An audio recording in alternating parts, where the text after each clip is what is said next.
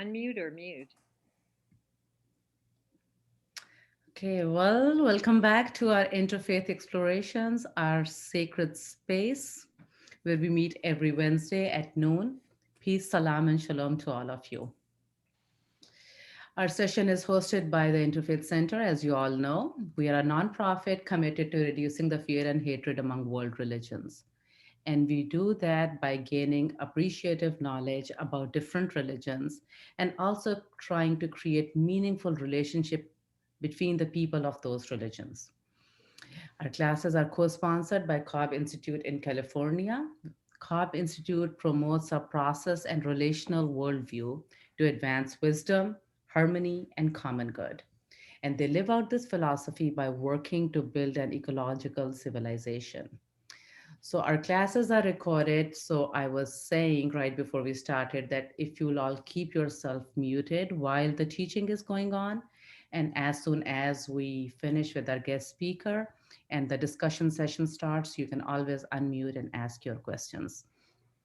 All our sessions are available on our YouTube channel, the Interfaith Center's YouTube channel. And if you have missed the last session with Dr. Robert Williamson on the intersections of faith and doubt, I highly encourage you to our YouTube channel and watch it. It was lovely, it was wonderful, and very, very thought provoking. So, along with me is my colleague and friend, Dr. Jay McDaniel, who serves on the board of Cobb Institute and who will be introducing our mystery, the letter of the day mystery, and our special guest today, whom I'm really looking forward to hear. So, Jay, here you go. Well, thanks, Sophia. And um, I'm really delighted to have with us today Kathleen Reeves, and I'll say a word about her, and then I'm going to kind of interview her this time around. That's the form it's going to take. But if I could set a little context, um, Sophia mentioned that she had met one other pagan, um, in addition to Kathleen, today. And I said, well, who was that? And Sophia said, well, it was a student of yours. And that's the truth. I understand that because when I was teaching world's religions at Hendrix, in a given class of 30, typically, I would usually have one or two people who identified themselves as pagan. And I liked that. And they typically were interested in the earth and a kind of spirituality of the earth awareness, earth sensitivity. But I also knew that pagans, a lot of people don't understand them, and that the very word pagan can have negative connotations to some people. And so I was so happy to find out that the Harvard Pluralism Project, which to my mind is one of the best interfaith programs in the world, actually, lists paganism as one of the 17 valuable religious traditions in the United States, along with Islam, along with Judaism, along with Christianity, along with Buddhism, along with Hinduism, along with Baha'i, along with Sikhism, along with Native American traditions, along with humanism, which they consider a faith path too. There's paganism. And I felt like, well, I'm really glad that's the case, and may pagans have a place at the table of interfaith conversation and work toward the common good of the world. And so when I asked Kathleen if she would join us today and share a bit of her journey, we searched around a little bit for the right letter, because in paganism, so many would work. C for compassion, P for play, I for imagination, C for connection, Q for quest, S for silence. But we kind of landed on M for mystery. Some religious traditions focus so much on belief that sometimes they forget mystery. They forget that there's a side of our lives which is intuitive, has to do with feeling and emotion, which is not contained in a verbal formula or a mental grid. It's more than that. So I interviewed Kathleen last week for a podcast, and we're going to kind of go through it again today. And the theme will be mystery. Kathleen is on the board of directors of the same institute I'm a part of. It's called the Cobb Institute, which Sophia mentioned in introducing us. She's also an interfaith minister and went through a program at a divinity school called All Paths Divinity School. What a nice name, All Paths Divinity School. And got a degree in interfaith ministry. One of her deep interests is in small groups and how small groups can get together and form friendships and feelings of intimacy and shared spirituality across traditions. Kathleen is a poet. She's a really good poet. She's a funny poet. I've published some of her poems on my website. They're beautiful and sometimes they're hilarious with the images. They kind of jolt you. And Kathleen is a self-identified pagan. And I want to encourage all of us to study more what paganism means. And I suggest you just go to the Harvard site, read the essays, you'll get it. But now we have one in the virtual flesh, Kathleen Reeves, or Kat as I speak of her. And I would like to begin by asking Kat to go a little bit before her pagan days, to her growing up as a Roman Catholic, and telling us a little bit about how she got her sense of mystery there before paganism. Kat, welcome. We're so glad you're here. Thank you Would you so tell much. us a little bit about that early period? Yes.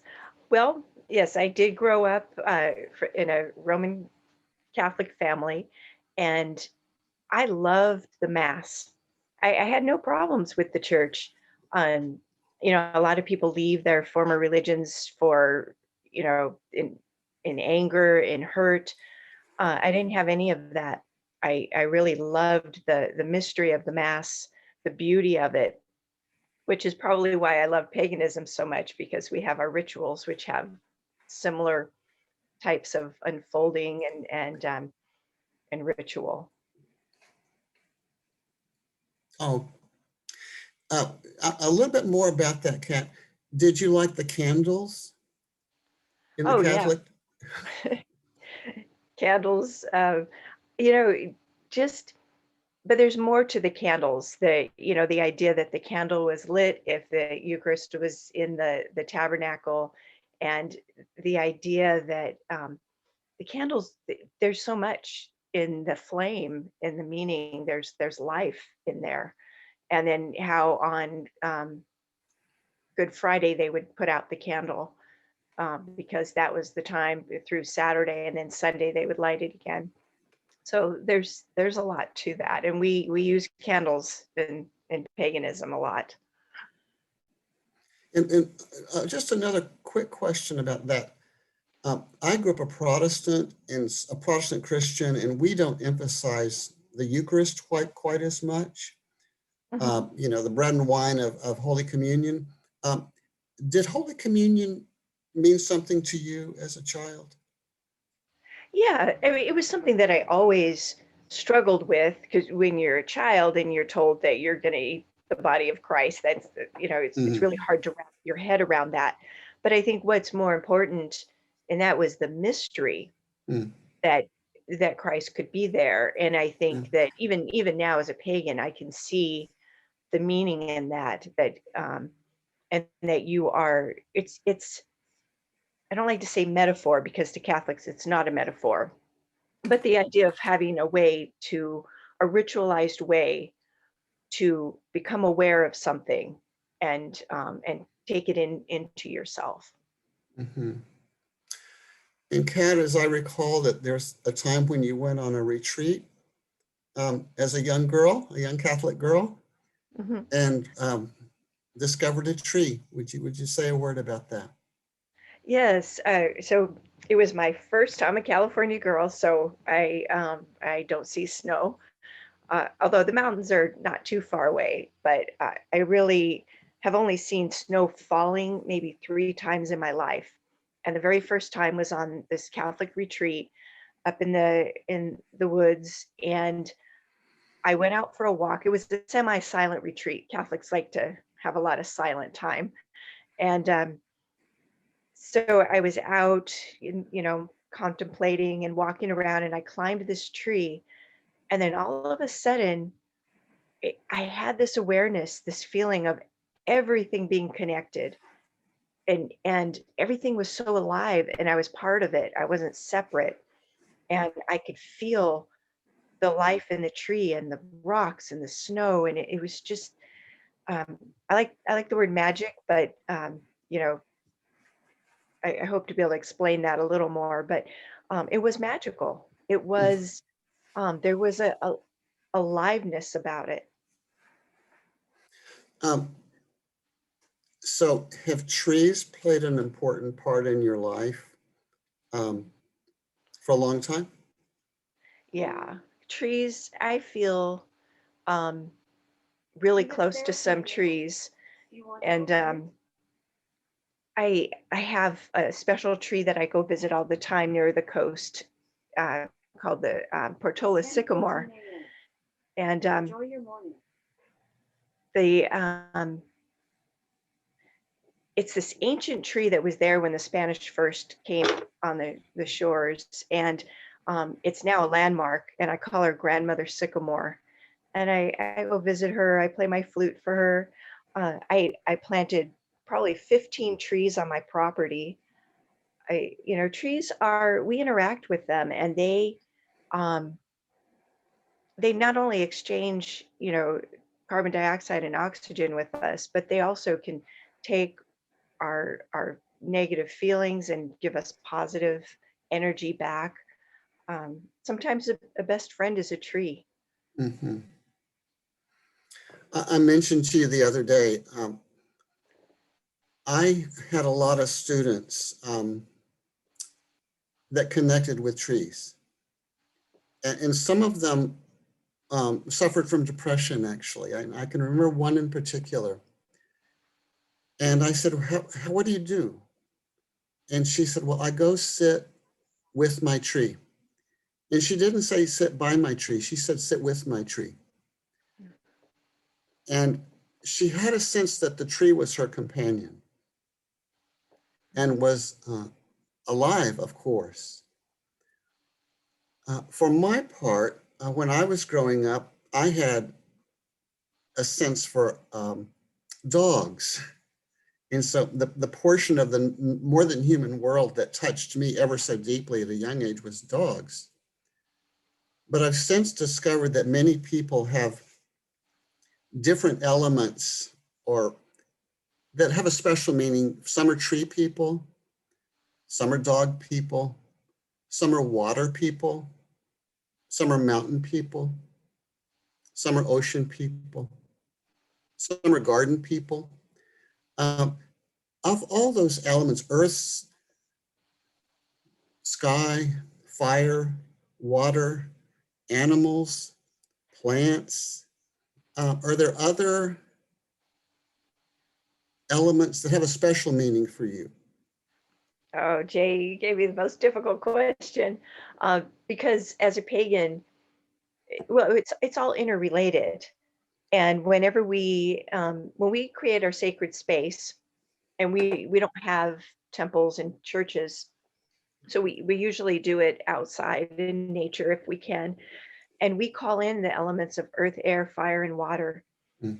And they all are associated with different aspects, like air with poetry, with voice, with inspiration, fire with transformation, water with compassion, earth with kind of a grounding and the ancestors. So they're all important. I love life. I love, like you, I love dogs. I've rescued dogs for years. I've been involved with greyhound rescue, and all my little dogs that are sitting around here are rescue dogs. So, um, but trees.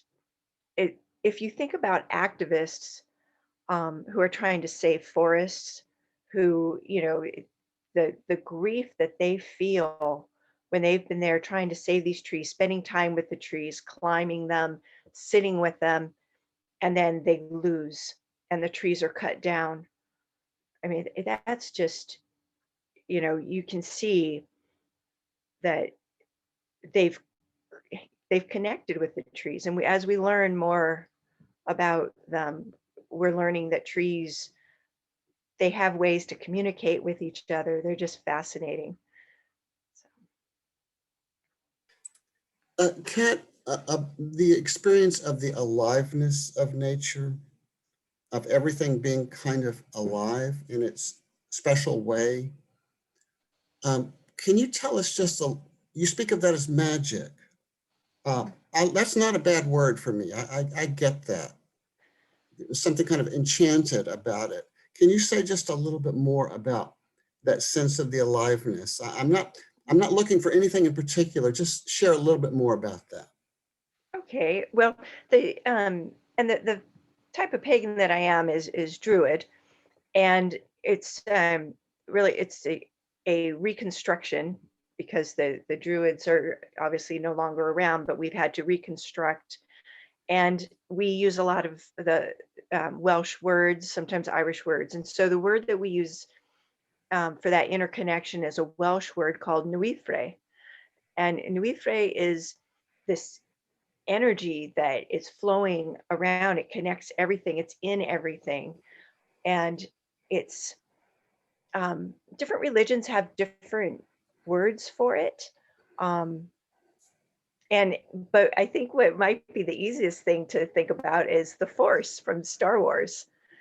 um, there is an energy and aliveness in the world, and so that's nuithre. So at the Cobb Institute, where Kat works and where I work, we talk about the hope in our world for ecological civilizations. That's the phrase we use. And that would be a people who live with a sense of respect and care for the whole community of life. People, of course, but also the more than human world, the hills, the rivers, the trees, the stars.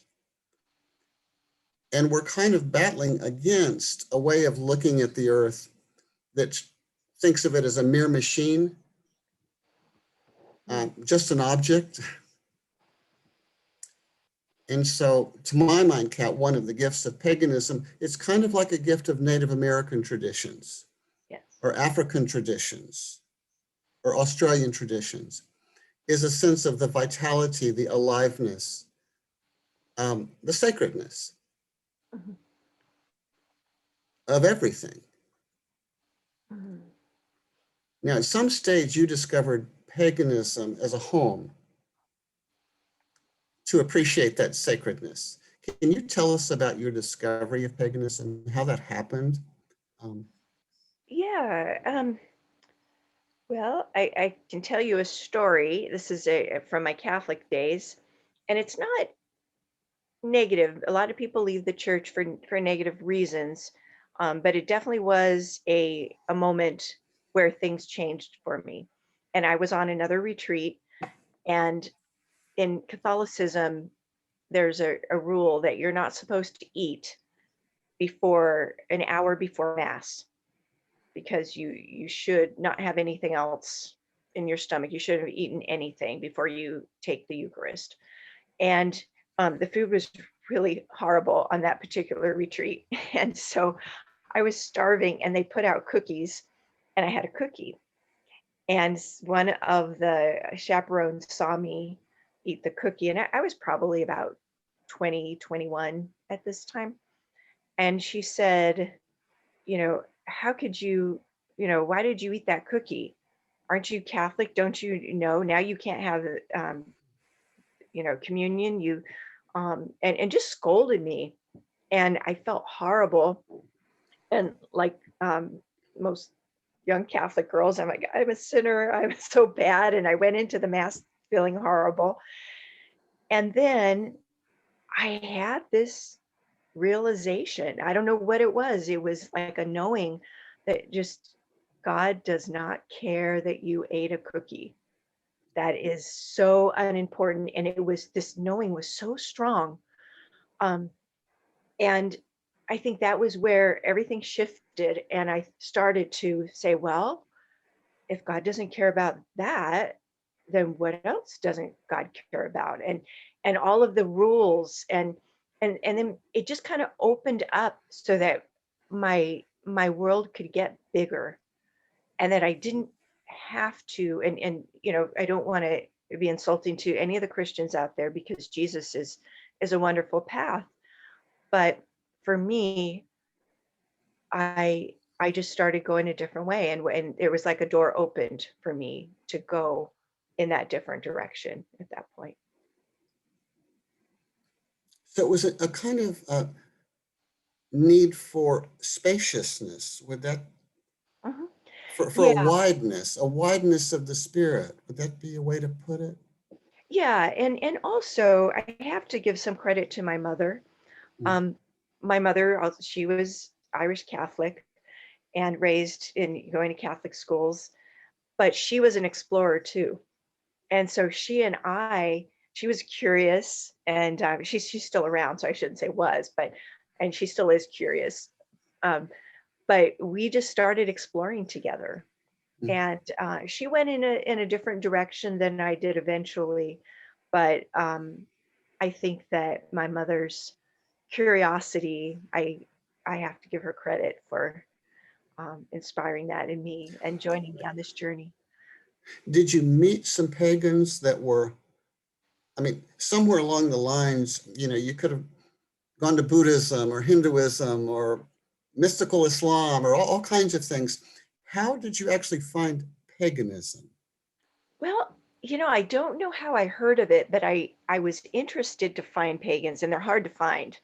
They're Mhm. really hard to find. We hide well, and that's out of fear, and that's another thing I can explain. But um, I did finally, in my explorations, I met a man who was a minister of a congregational church, but he was attending a Unitarian Universalist group called CUPS, the Cove- Covenant of Unitarian Universalist Pagans.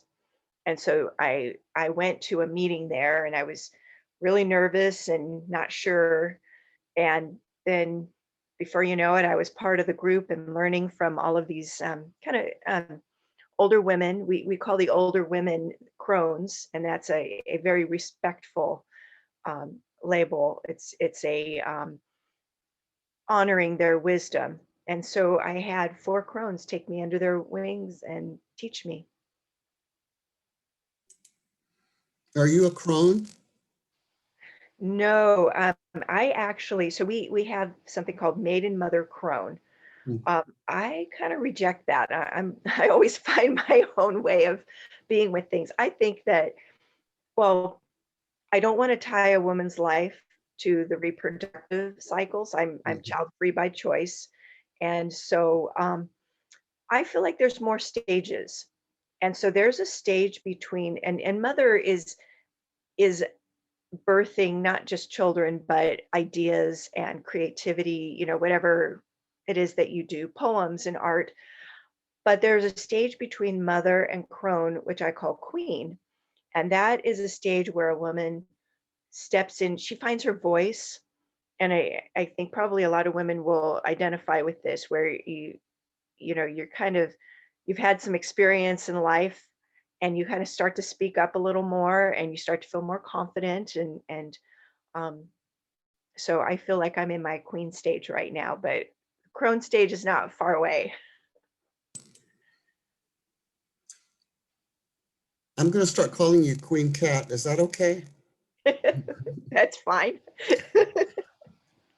Um, so, Cat, tell us about some of the rituals that are important in your life.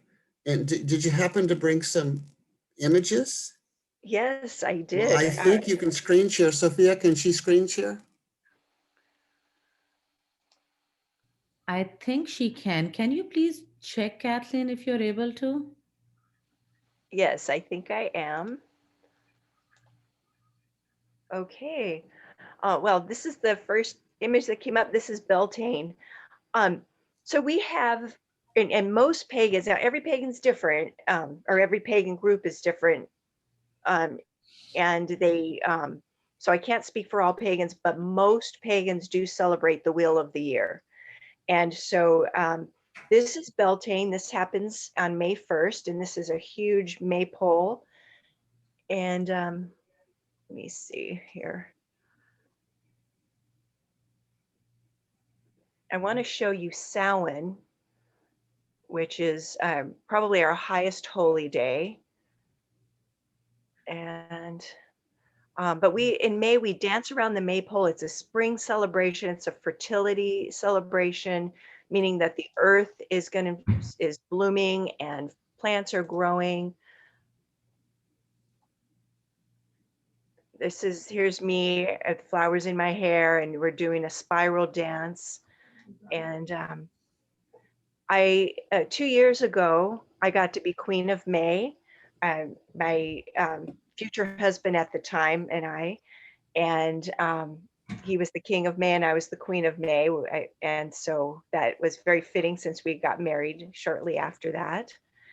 And this is a wonderful picture where he's chasing me around the maypole, and if he catches me, he gets to keep me and marry me. And so and these are fertility symbols. The wreath that I'm carrying, he has a broom, and the idea is that he's supposed to put the broom through the wreath, and that's symbolic of the marriage of the god and the goddess, and that because that's what's needed for the earth to flourish, for plants to grow. So, and here is the maypole after the May dance with a wreath on top. Now I want to show you Samhain. Now this is an honoring of the ancestors, and at this Samhain, this happens in October, and this is the end of our year. And what we do is we have this long altar, and people bring photographs of their loved ones, and they write their names, and they put candles, and we grieve together.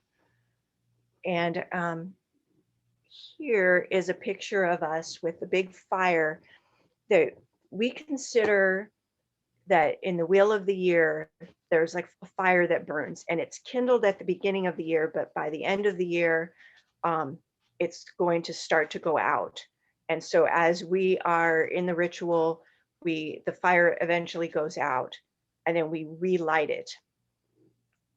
And so here's the leader of the ritual, and he's actually the person who did the my hand fasting, which was the kind of a pre-marriage promising to my husband after the Beltane.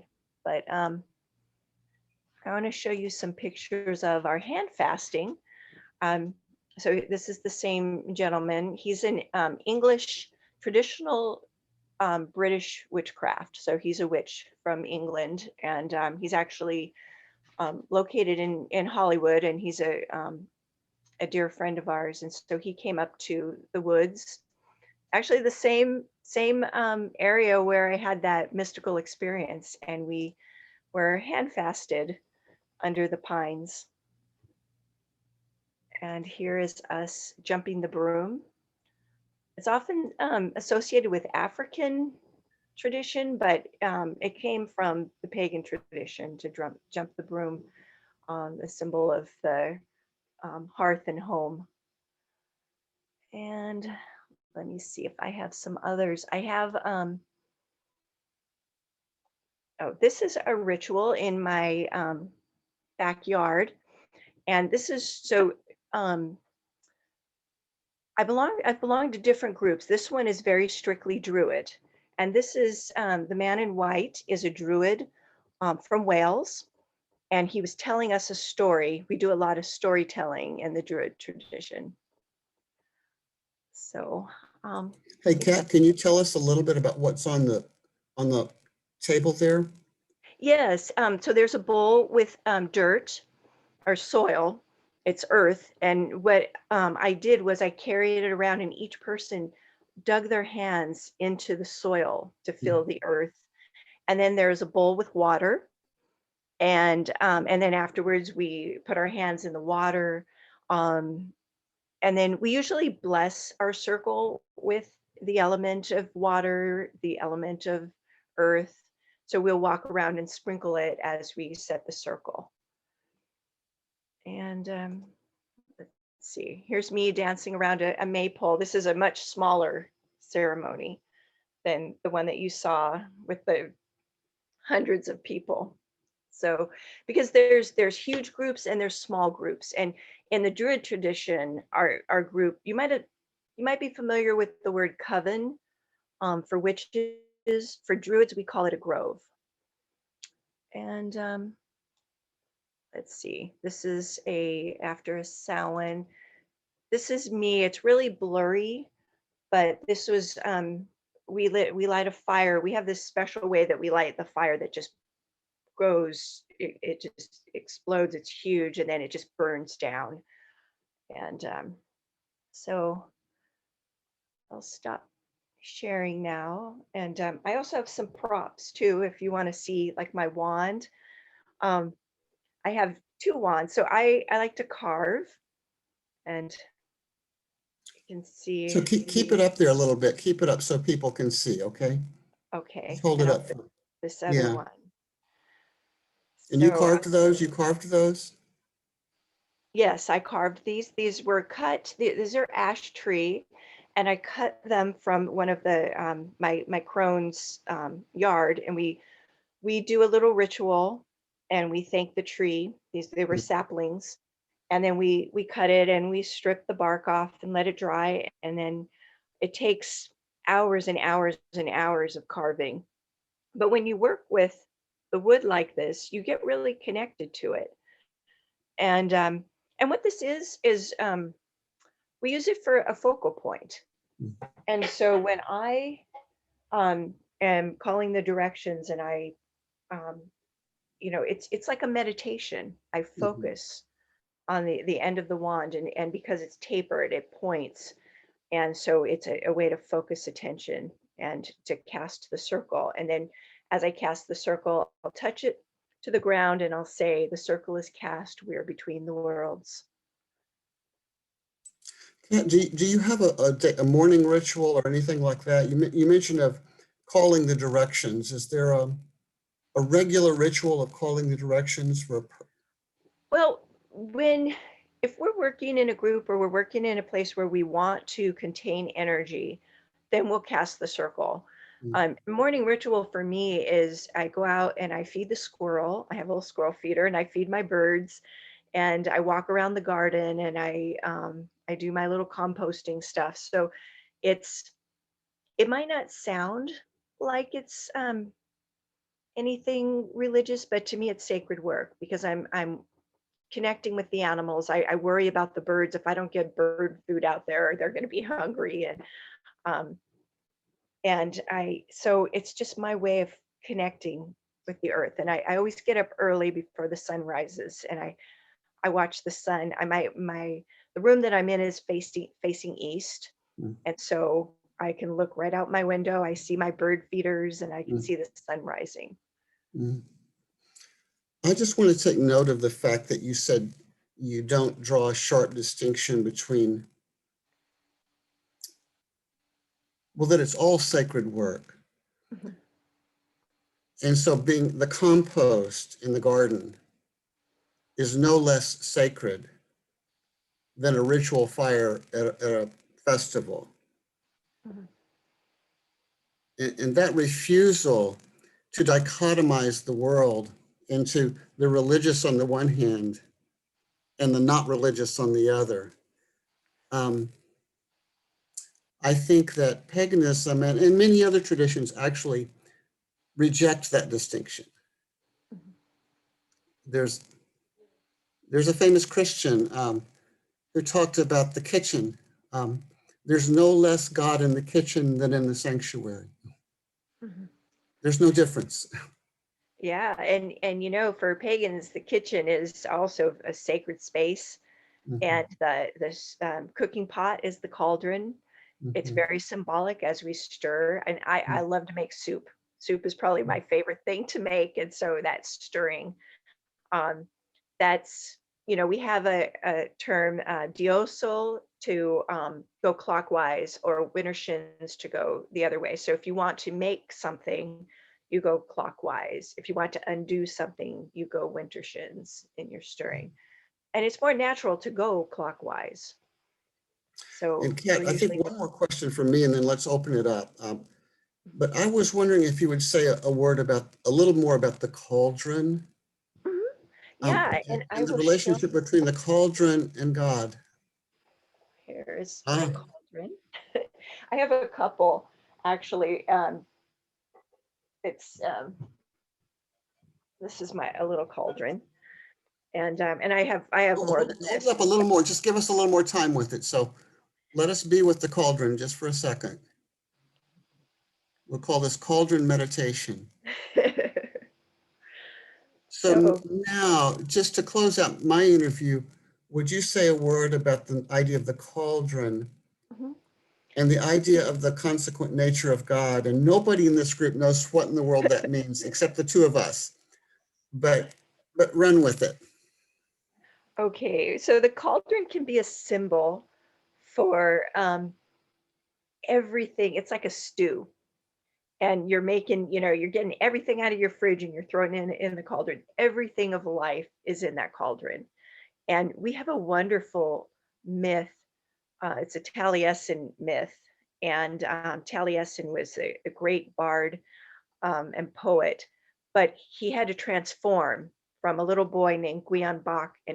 And so a great witch named Cyrudwyn brewed a cauldron of Awin, and Awin is inspiration. It's a brew that gives you inspiration and creativity.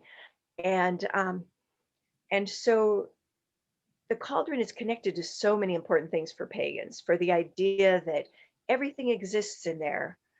And if we work with the cauldron, we're working with with the world, with life. And how about the consequent nature of God?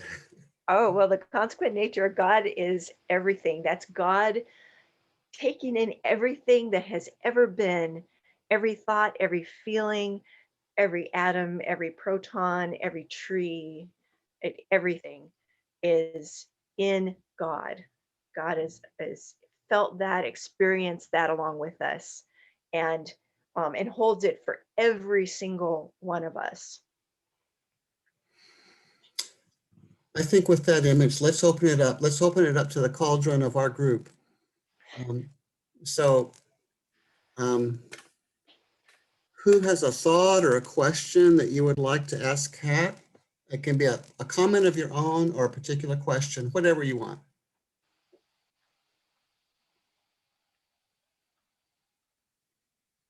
I'll jump in.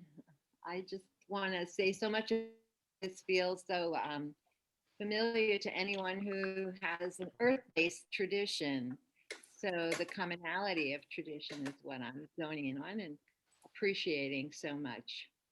Um, Carol, was that you? Certainly have Oh, festivals of the year that we have very, everybody's going to say this, but we have very dear friends who are pagans and poets. I'm a poet and have shared Seween, my child was very curious about what Halloween was about, and I wanted her to understand it spiritually as she understands other faith communities. And so she started learning about Samhain from the women in that particular coven who adopted her as their little maiden child. And as a result, we fostered an interfaith, women's interfaith ceremony that the traditions of all the people represented: Hindus, Jews, Christians, Muslims, and pagans. And we did a one-day study of women's traditions, particularly women's traditions. So you feel like a connection to our celebration of the seasons, which have deepened as a result of my friendship with the pagan community. So you've given us a new awareness of what was an old tradition and what means a current tradition. Thank you. Thanks, Carol. Anybody else want to make a comment or ask a question? Yes, Carmen. I'll jump in. I've been long drawn to mysticism in all traditions. And Jay, I'm sure you could speak to this much more eloquently than I, but what I see is that sense of the immanence, immanence of God, the timelessness, the God in me, the God in you, the God in everything, the God in. And for me, that's what I hear you saying. And for me, that's what I define as part of mysticism. So, yeah, in all traditions. Carmen. Thank you, Carmen. Oh, sorry. Go ahead. Whoever that is. Oh, I just had a question. My son's best friend in Dallas has found a Wiccan group, and he's extremely attracted to it, and seems to be receiving a lot of benefit from that relationship. So I just wanted to ask, what's the intersection between the Wicca and the pagan group? What is, you said there are a lot of varieties. The other thing I noticed was on your wand, it had a very sharp point, and that you used it for focus, but also you inserted it into the earth to call the circle. And there's some Hawaiian old traditional religions that do similar things like that. It's interesting to me. Okay, well, to answer the first question, so the intersection, actually, Wicca came about, I'd say the father of Wicca would be Gerald Gardner. And he, gosh, his should be the late 1800s, early 1900s, and his close friend Ross Nichols. So Joe Gardner with Wicca, Ross Nichols with Druidry. And the two of them were very close friends. They wrote books together. They edited each other's books. And so there's a lot of crossover. And Wicca, supposedly Gerald Gardner came across an old coven of witches out in the woods in England, and they taught him some of the traditions. And nobody knows for sure if that's true or if he just made it up. Druidry borrowed from some of his ideas, because we had to reconstruct everything because we have so little left that, there's a little bit of writing about the ancient Druids, but so that's where it intersects. So we are very close. We both celebrate the wheel of the year. Druidry would be more closely aligned with earth, although Wiccan faith is, but there are some differences, and I think Wicca is probably more focused on magic and supernatural and divination. Not to say that Druids aren't, but then to say a little about these religions that are either reconstructed or kind of newly created, that it doesn't really matter when they came about. because what's important is that the religion is alive. If we have to have some ancient point in history where they started, or we have all of the information, then we're always looking back, and it needs to be coming forward and unfolding in the world with us and alive. So and they are becoming, and Wicca is changing, and Druidry is changing and growing, like many religions. Thanks, Kat and Lillian. Anybody else comment, question? Anything goes. Everett? No. I'm Melinda. It says Melinda, it's sorry. husband, but I'm Melinda. And when she was talking about trees and how important that was in her religion, there is a children's book called The Giving Tree by Shel Silverstein, and that just came to mind. It's a story about a relationship with a young boy and a tree, and throughout his life and as he grows old. And it's just a very poignant book and story about a relationship with a boy and a tree. So that just reminded me when you talked about trees. Yes, that was one of my favorite books from childhood. Although as an adult and as a Druid, I look at it a little different, and that there's a message in there, and that the boy takes and takes and takes, and the tree gives and gives and gives. And I think that it's the message is that we need to get to a point where it's more give and take, that it's a relationship, and we see the tree as not something that we take from, but something we can give to as well. It weirded me out that in that book, the tree turned into a stump at the end. I'm like, this doesn't look so good. Not for the tree.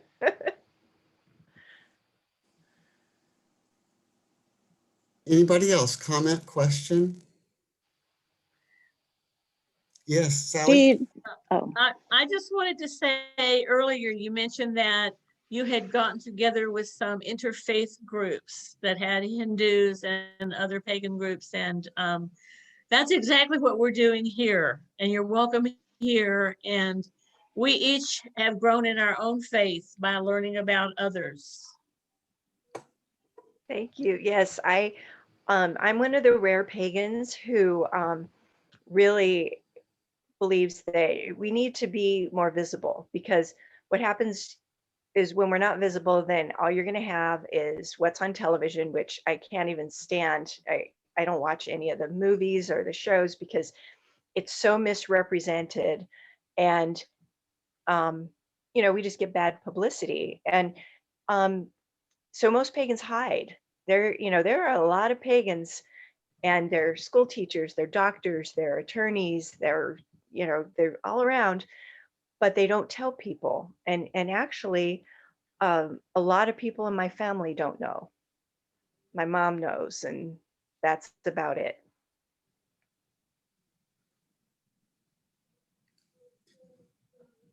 Comment, question, anybody else?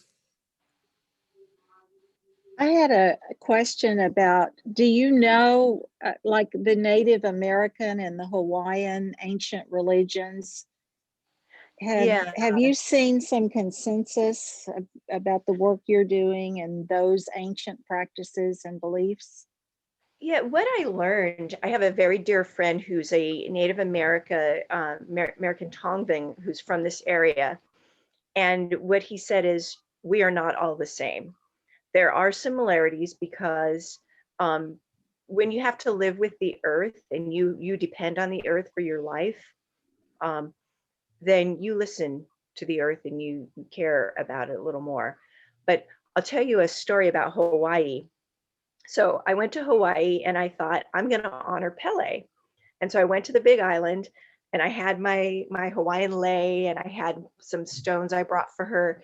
And I went out in the lava and I did my little ritual.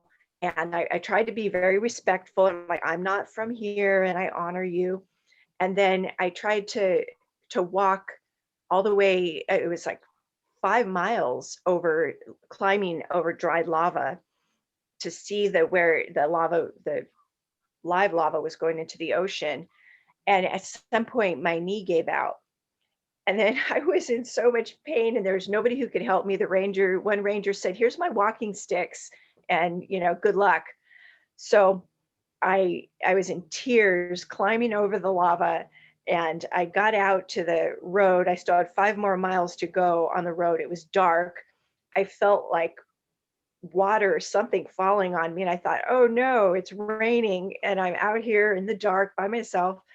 And then I realized it was pumice, and I'm like, Pele's spitting on me. And then I remember sitting down by the side of the road feeling sorry for myself. And what I understood was that I felt like Pele was teaching me a lesson, because I had some very serious things I had to face when I got home. And it was like, you better be tough. And if you think you're going to come out here in my lava field and honor me, you better be tough, because you're not from my tribe. You're not my people. And you you don't know what you're getting into. And so I'm very careful with Pele now. Hey, I love that metaphor, not in my lava field. That's great. That's great. I want to see if Sophia has any impressions or thoughts that you'd like to share, Sophia, at this time. And yes, do you, Sophia? Is it time for Sophia? Yeah, sure. I mean, firstly, I'm just loving this session because gratitude to you, Kathleen. Paganism is definitely one of the least representative faith, at least in my experience of doing interfaith work. So I'm glad you're here, and I'm glad you're opening up your faith and your heart to us. So thank you for that. Um, I'm just thinking, since I've been hearing that we have become uh, such people who must see and touch and taste and feel or hear something to believe that it's true or it's real, and only when we can measure it, replicate it, classify it, or understand how it works, then we are comfortable with it. And if we cannot do that, then we are not comfortable with those concepts. Yet so much of what's most vital and what's most important in life is just shrouded in mystery, and it's hard to explain. So I think listening to you today helped all of us open up to that mysterious side of life. And it might be different for all of us. I mean, I might find that aliveness and openness to mystery within my own faith, or I might find it exploring in a different religion, or somebody might find it in a no faith zone. And we have people in our group, which I'm very grateful for, who are spiritual yet not religious. But and we might not be able to explain, predict, or control it, but we all know when it shows up, that mystery that you've been talking about, like the way that a look or a touch from a loved one can lift our spirits when we are down, or the wonder that we feel when we are immersed in the beauty of a flower, or the depth of the ocean, or the greenness of the grass, or the just mystery of the snow that I'm experiencing. I'm in New Jersey, and I'm just literally engulfed by the beauty of the snow that we have experienced in the last 2 weeks, or the twinkle of the stars, or the smile of a baby when the child is dreaming, or the song of a morning bird, or in, like you said, Kate, it could be in the composting in the garden, or brewing in a cauldron. So that deepest mystery is out there, and we need to be open and alive to it in order to experience it. And I want to say one more thing, Jay, which comes to me from my own faith, but I think it's found in all wisdom traditions, that mystery is also found deep within us. And in fact, the deepest of the mysteries that surround us is embedded in us within human soul, because that's one of the mysterious and the mightiest signs of the divine presence. Like Hafiz once said that, am I a sinner or a saint? Which one shall it be? Hafiz holds the secret of his own mystery. So I really think, like Hafiz, we all hold the secret of our own mystery, and we connect to it in those awe-inspiring moments that we feel when we feel we are a part of something much larger than our own selves. And I often feel those awe-inspiring moments when I can connect with someone of a different faith, with the same concepts that I feel grounded within my own faith.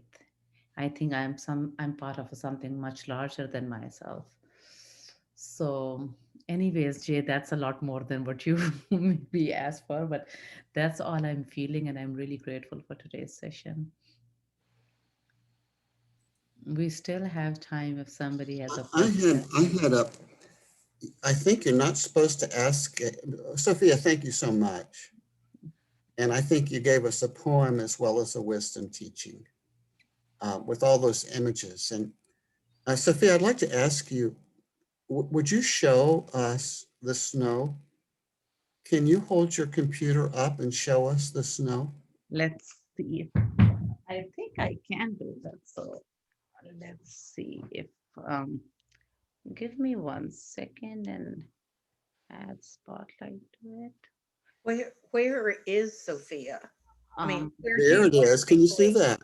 can you see the snow outside my window? where geographically are you, Sophia? I am in New Jersey nowadays, Okay. and we have had a lot of snow in the last few days, and it's gorgeous and it's beautiful. And to me, it has been awe-inspiring, although not comfortable. But that's one of those mysteries that I experienced in the last few days. I think one thing that Kat, I think that your presentation today uh, is so helpful, and it'll become part of our hearts and imaginations, and we won't forget you. And you can join us anytime, anytime. We want you, we need you. There's something that we didn't talk about today that's part of paganism that I think we want to talk about sometime. And one is how paganism is quite open to multiple images of the divine. Female, male, and everything in between. And how paganism finds a wisdom in the polytheistic imagination. That is the imagination that is open to manyness without needing to collapse it into oneness. And I think one of the gifts of paganism is to encourage us to develop within our own hearts and souls something of the polytheistic imagination. I'm speaking for myself here. And also certainly to open us to multi-gendered understandings of the sacred. So topic to be further explored at a session to come. Something tells me this interfaith circle will be dealing with that. Dan and I, you might notice, Dan and I think we're in the minority, Dan. It's about time. I think so, but I'm quite comfortable in this group of fellow travelers. All right. Sister travelers. Sophia, you bring us, you want to say a last word? We have about a minute, and then Sophia will draw us to a close. Yeah, I do. I want to say something about interfaith because I do belong to 3 interfaith groups now. And one of the groups that I joined was terrified to have pagans join, and they had to rewrite their bylaws. And so that was about 3 years ago. And just last month, I was voted president of that interfaith group. So Yeah. So we're, I feel like I've represented pagans in a way that, we need to, I'm a voice for the people who are hiding and afraid um, of not being accepted. And thank you for accepting me and for listening to me today.